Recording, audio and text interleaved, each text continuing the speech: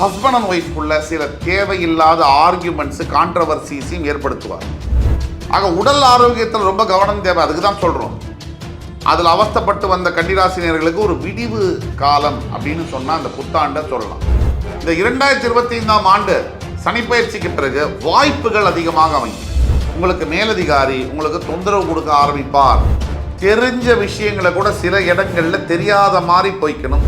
ஆஹா, எனக்கு எல்லாம் நல்லது நடக்குதுன்னு கொஞ்சம் உற்சாகப்படுற மாதிரி மற்றவங்க முன்னாடி நடந்துக்கூடாது. கண் படக்கூடிய வாய்ப்புகள் உண்டு. கட்டிடத்துறை, காவல்துறை, மருத்துவத்துறையில் பணியாற்றக்கூடிய அனைத்து கன்னிராசி என்பவர்களுக்கும் இந்த ஆண்டு திருப்புமுனை ஆண்டாக இருக்கும்.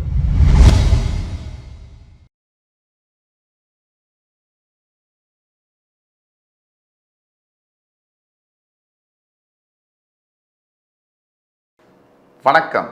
சார்பாக அத்துணை சப்ஸ்கிரைபர்களையும் எல்லா அன்பு உள்ளங்களையும் எனது நண்பர்களையும் வருக வருக என வரவேற்பதில் பெருமகிழ்ச்சி கொள்கிறேன்.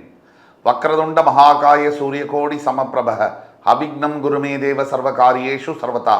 தென்னாட்டுடைய சிவனை போற்றி, என் நாட்டவர்க்கும் இறைவா போற்றி. நண்பர்களே, இந்த புத்தம் புதிய காணொலியில் உங்கள் அத்துணை பெயரையும் சந்திப்பதில் மிக்க மகிழ்ச்சி கொள்கிறேன்.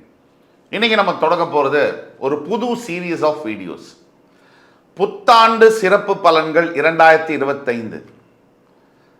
இந்த நிகழ்ச்சியை பார்த்து கொண்டிருக்கக்கூடிய அனைத்து நேயர் பெருமக்களுக்கும் புத்தாண்டு சிறப்பு பலன்கள் வழியாக 12 ராசிகளுக்கான புத்தாண்டு பலன்கள் நமது ஆஸ்ட்ரோவேல் சேனலில் பிரத்யேகமாக சூப்பர் எக்ஸ்க்ளூசிவ் வீடியோஸ்.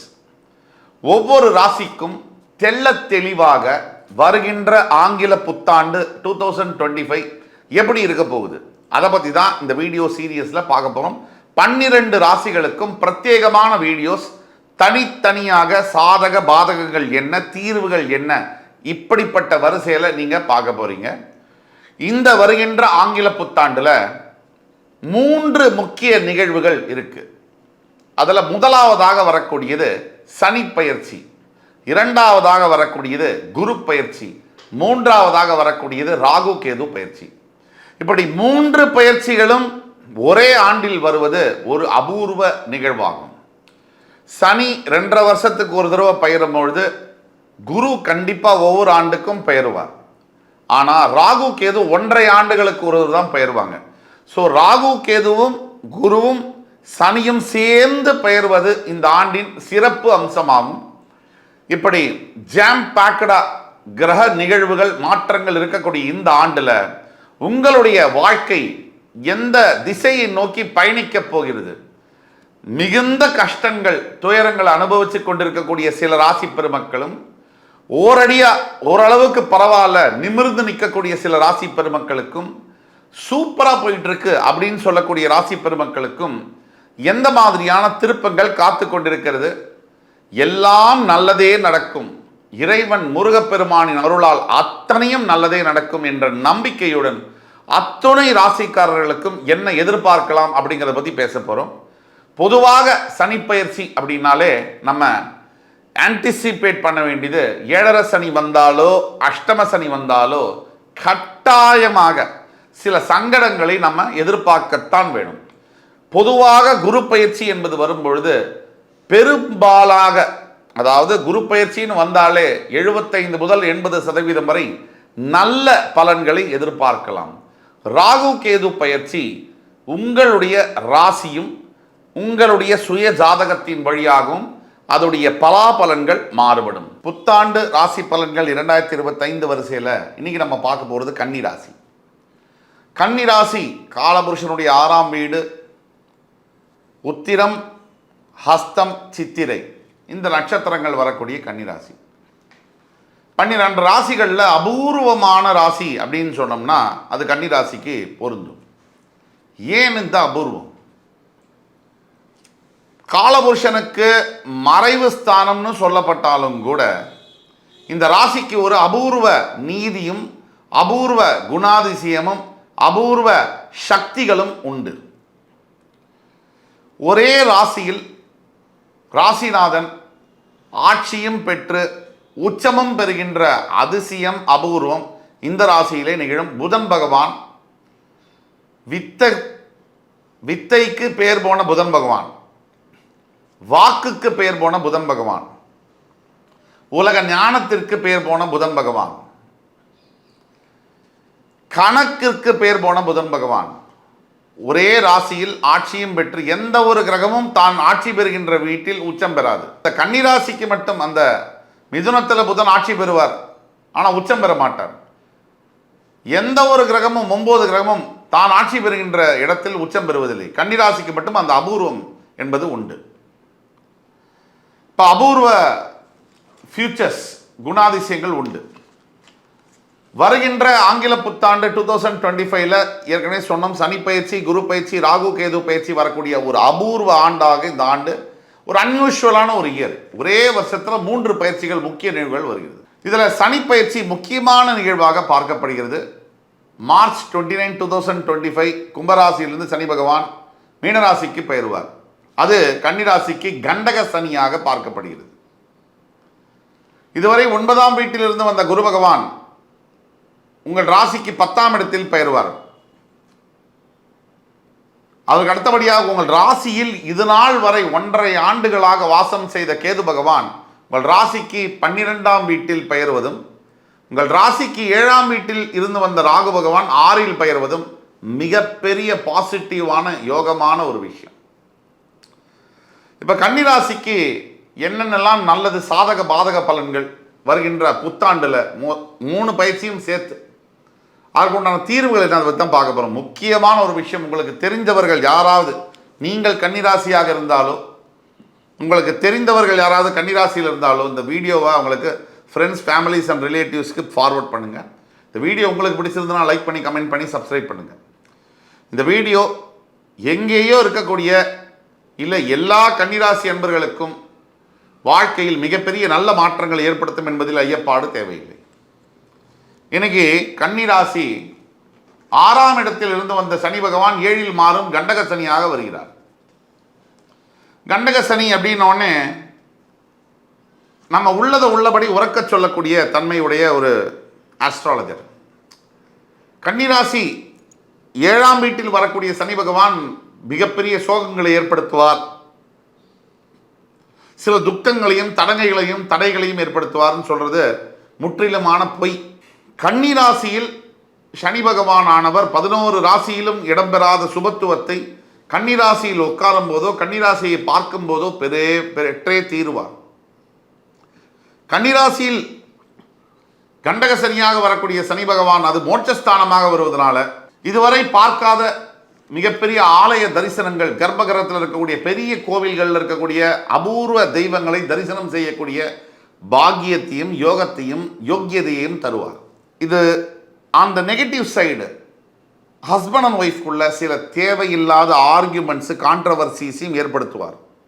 ஆனால் அதை பற்றி பெரிய அளவில் கவலைப்பட தேவையில்லை. இது பாயிண்ட் நம்பர் 1. ரொம்ப வருஷமாக இருந்து வந்த கடன் தொல்லைகள், பண தொந்தரவுகள், கொடுக்கல் வாங்கல் பைசல்களில் இருந்து வந்த தகராறு, பஞ்சாயத்துகள், நோய் வாய்ப்பட்டு அதற்கு நிறைய பைசாவை செலவழிக்கிறது. இந்த எதுக்கு வேணால் பைசா செலவழிக்கலாம், நோய்க்காக செலவழிக்கும் போது அதில் பிரயோஜனமும் இல்லை, வலியை வேற தாங்கணும், பைசாவும் செலவாகும், எந்த உருப்படியான வேலையும் செய்ய முடியாது, நம்மளை வேற ஒருத்தர் பார்த்துக்கணும். ஆக உடல் ஆரோக்கியத்தில் ரொம்ப கவனம் தேவை. அதுக்கு தான் சொல்கிறோம். அதில் அவஸ்தைப்பட்டு வந்த கன்னிராசினியர்களுக்கு ஒரு விடிவு காலம் அப்படின்னு சொன்னால் அந்த புத்தாண்டை சொல்லலாம். ஆக மறைமுக எதிரிகள் இவர்களுடைய தொல்லை, நேர எதிரி வந்தாலே கஷ்டம்.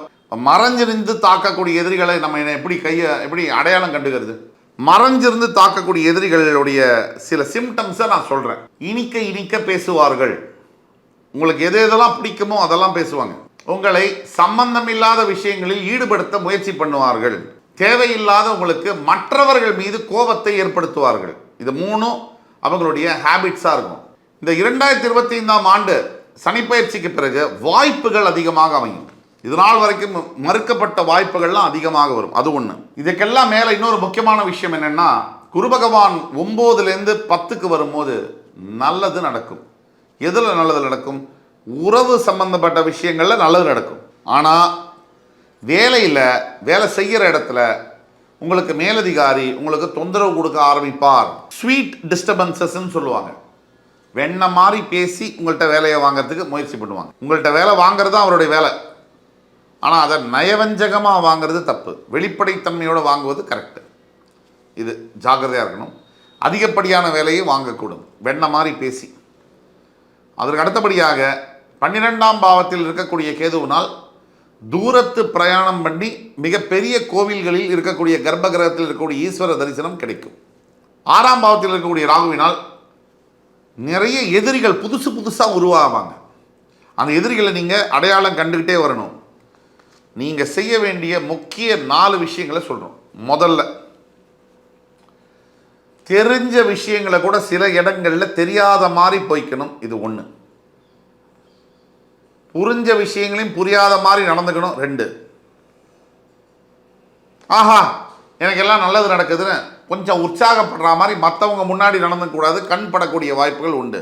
3, வேலை செய்கிற இடத்துல பட்டும் படாமல் தொட்டும் தொடாமல் எதையும் எதிர்பார்க்காம 1 வருஷம் இருக்கணும்.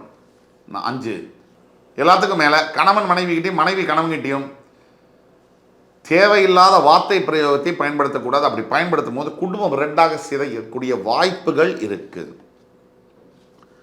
இன்னைக்கு கோவப்பட்டுட்டு பேசிட்டு இந்த வார்த்தையை பேசிட்டாரே என்னுடைய கணவர், இந்த வார்த்தையை பேசிட்டாலே என்னுடைய மனைவி அப்படின்னு வருத்தப்பட்டு மனசு நொந்து போய் குழந்தைகள் அப்பா பக்கம் கொஞ்சம் அம்மா பக்கம் கொஞ்சம் அல்லாடக்கூடிய நீங்கள் செய்கிற பாவத்துக்கு நீங்கள் பெற்ற குழந்தைங்க எந்த விதத்துலையும் சம்பந்தம் இல்லை. அவங்க எதுக்கு அனுபவிக்கணும்? ஒரு கணவன் மனைவி பிரியலாம், ஏன் பிடிக்கலைன்னா விவாகரத்து கூட செய்யலாம், தப்பே இல்லை. ஒரு தாய் தந்தை பிரிவதோ விவாகரத்து செய்வதோ மிகப்பெரிய தவறு. குழந்தை பெத்தாச்சினாலே மினிமம் 20 வருஷ ப்ராஜெக்ட் சேருது. அந்த நடுவில் நான் எந்த காரணத்துக்காகவும் நான் அதை உடைக்கிறேன்னு சொன்னால் அது பாவம். இந்த 6, 12ஆம் இடங்களில் ராகு கேதுக்கள் வருவதனால வாகன மாற்றங்கள், வீடு மாற்றங்கள் போன்ற விஷயங்கள் நடந்தே தீரும். சனி பகவான் சமசப்தமஸ்தானத்திலிருந்து ராசியை பார்ப்பதினால் பிடிவாத குணம் அதிகமாகவும் வீண் பிடிவாதமாக இருக்கக்கூடிய வாய்ப்புகள் உண்டு. ஈஸ்வரனை நினச்சி நிறைய தியானம் ப்ராக்டிஸ் பண்ணணும். இதுதான் தீர்வு. புதிய நட்புகள் நிறைய வரும், அதனால் பிரச்சனைகளும் உண்டாகும். வாழ்க்கை துணை மீது சந்தேகங்கள் அதிகமாக தோன்றும். இங்கே ரொம்ப கவனமாக இருக்க வேண்டியது இந்த இடம். முதல்ல சந்தேகம் வந்தால் யார் மேலே சந்தேகப்படுறோமோ அவங்களோட நிம்மதி அடுத்தது தான் போகும், நம்ம நிம்மதி தான் முதல்ல போகும். இன்னொரு ரொம்ப முக்கியமான விஷயம், கன்னிராசினியர்களுக்கு குடும்பத்தை விட்டு பிரிந்து இருக்கக்கூடிய சூழ்நிலைகள் வரலாம். அதை நினச்சி வருத்தப்பட வேண்டாம், அது டெம்பரரி தான், பர்மனெண்ட் இல்லை. கட்டிடத்துறை, காவல்துறை, மருத்துவத்துறையில் பணியாற்றக்கூடிய அனைத்து கன்னிராசி என்பவர்களுக்கும் இந்த ஆண்டு திருப்பு முனை ஆண்டாக இருக்கும். பெரிய ப்ளஸ் பாயிண்ட் என்ன அப்படின்னா, இதுவரைக்கும் திருமணம் நடக்கலை அப்படிங்கிறவங்களுக்கு திருமண நிச்சயங்கள் நடத்தப்படலாம், திருமணங்கள் நிச்சயமாகலாம் இந்த ஆண்டுக்குள்ள. அது ஒரு பெரிய ப்ளஸ் பாயிண்ட். ஆக தீர்வுகளை நோக்கி நம்ம பார்க்கும்போது முதல் தீர்வு மறுக்க முடியாத தீர்வு. திருநள்ளாறில் வீட்டிருக்கக்கூடிய, காரைக்காலில் பக்கத்தில் திருநள்ளாறில் இருக்கக்கூடிய தர்பாரண்யேஸ்வரர், அவரை கோவிலுக்கு போய் நல தீர்த்தத்தில் நீராடி நல்லெண்ணெய் தீபம் ஏற்று அபிஷேகம் செய்து, சனீஸ்வரனுக்கும் அபிஷேகம் செய்து, தூணில் இருப்பார் சனீஸ்வரன், அபிஷேகம் செய்து கருங்கோலை மலரை அவருக்கு சாத்தி, அதுக்கு பிறகு வெளியே வந்து வஸ்திரதானம், அன்னதானம் வழங்கும் போது ஏழை எளியவர்களுக்கு மிகப்பெரிய அளவில் நல்ல பலன்கள் உண்டாகும். 2, உங்கள் வீட்டுக்கு பக்கத்தில் இருக்கக்கூடிய ஈஸ்வரன் கோவிலுக்கு ஒவ்வொரு ஞாயிற்றுக்கிழமையும் சென்று நல்லெண்ணெய் தீபமேற்றி சனீஸ்வர பகவானுக்கு அர்ச்சனை செய்து வரும்பொழுது பெரிய அளவில் மாற்றங்கள் நிகழும். இது எல்லாத்தையும் விட 3வது பிராயச்சித்தம்னு பார்த்தீங்கன்னா, அனாதை குழந்தைகள், பெண் குழந்தைகள், 15 வயதுக்குட்பட்ட குழந்தைகளுக்கு நீங்கள் செய்யக்கூடிய கல்வி உதவி, நீங்கள் செய்யக்கூடிய வாழ்க்கை சம்பந்தப்பட்ட உதவி, நீங்கள் பெரிய பணம் படைத்தவராக இருக்கலாம், பெரிய கோடீஸ்வரனாக இருக்கலாம், கொடுக்கணுங்கிற மனசு வேணும். பணம் கொண்ட பெயர்கள் மனம் கொள்வதில்லை, தரும் கைகள் தேடி பணம் செல்வதில்லை. மனம் என்ற கோவில் திறக்கின்ற போது அழைக்காமல் அங்கே தெய்வம் வந்து சேரும் அப்படிங்கிற வாலியின் சொல்லிற்கேற்ப நீங்கள் கொஞ்சம் மனசு திறந்து அநாத குழந்தைகளுக்கு உதவி செஞ்சீங்கன்னா மிகப்பெரிய அளவில் உங்களுக்கு வாழ்க்கையில் திருப்பு முனைகள் இந்த புத்தாண்டில் அமையும் என்று கூறி, என் உயிரினும் மேலான கன்னிராசி பெருமக்களே, மறுபடி உங்கள் எல்லோரையும் சந்திக்கும் வரை உங்களிடமிருந்து விடைபெறுவது உங்கள் சுபாஷ் பாலகிருஷ்ணன். நன்றி, வணக்கம், வாழ்க வளமுடன்.